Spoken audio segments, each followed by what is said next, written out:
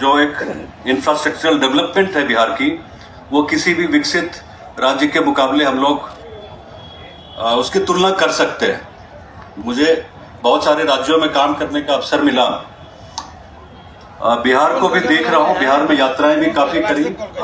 हाल फिलहाल में लोकसभा चुनाव और उसके बाद विधानसभा चुनाव में लगभग बिहार के ज्यादातर हिस्सों को कवर किया। बदलाव आया है, न सिर्फ जो दिखता है, जो आंखों से दिखता है वही काफी नहीं है, हमारे सोच में भी बदलाव आया।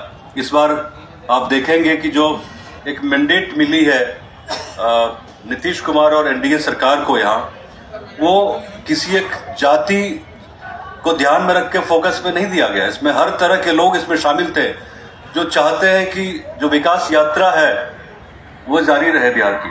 बिहार एक अगले स्टेज पे पहुंचे, बिहार में रोजगार का सृजन हो, बिहार में उद्योग का सृजन हो, बिहार का जो समाज एक बेहतर समाज बने।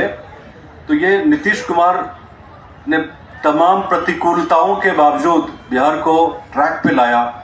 हम लोग याद करते हैं कि जब मैं दिल्ली में रहता था, पढ़ता था, तो एक बार मैं लैपटॉप लेके अपने गांव नहीं आया। बात ये 2006 की है। तो मुझे लगा कि बिजली होगी नहीं तो मैं अपना लैपटॉप चार्ज कैसे करूंगा। जब मैं गांव आया तो बारिश बड़ी जोर की हो रही थी, जुलाई का महीना था, जुलाई में बड़ी बारिश होती है। तो उसके बावजूद भी 2-3 घंटे के लिए बिजली कटी। तो मुझे लगा कि लैपटॉप लेके आते थे, थोड़ा पढ़ते लिखते। इंटरनेट की फैसिलिटी तभी आनी शुरू हो गई थी।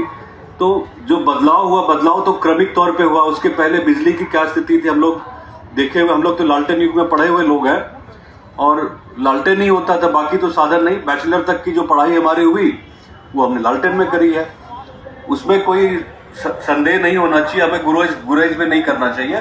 लेकिन बिहार को इस स्टेज पे लाने में नीतीश कुमार का बहुत बड़ा योगदान रहा है और यहाँ के लोगों ने भी योगदान किया है। दिल्ली जब पढ़ने हम लोग गए थे, इसमें चर्चा है, नीतीश कुमार ने कहीं इसमें लिखा भी है कि अब बिहारी कहलाना अपमान नहीं बल्कि गर्व का विषय है। मुझे याद है कि 94 में हम लोग जब दिल्ली में बसों पर चढ़ते थे, तभी रेड लाइन बस वहाँ चला करती थी, बाद में ब्लू लाइन हो गई। तो लोग किस तरह से संबोधित करते थे जो बिहार से छात्र जाते थे। लेकिन अभी आप देखेंगे स्थिति, तो पूरे दिल्ली एनसीआर में जो बिहारियों की आवाज़ है, जो पूर्वांचल समुदाय के लोग हैं, सम्मान के साथ लिया जाता है राजनीति में। और वहाँ के समाज में जो बिहार के लोग हैं वहाँ बहुत ही मजबूती के साथ दखल रखते हैं।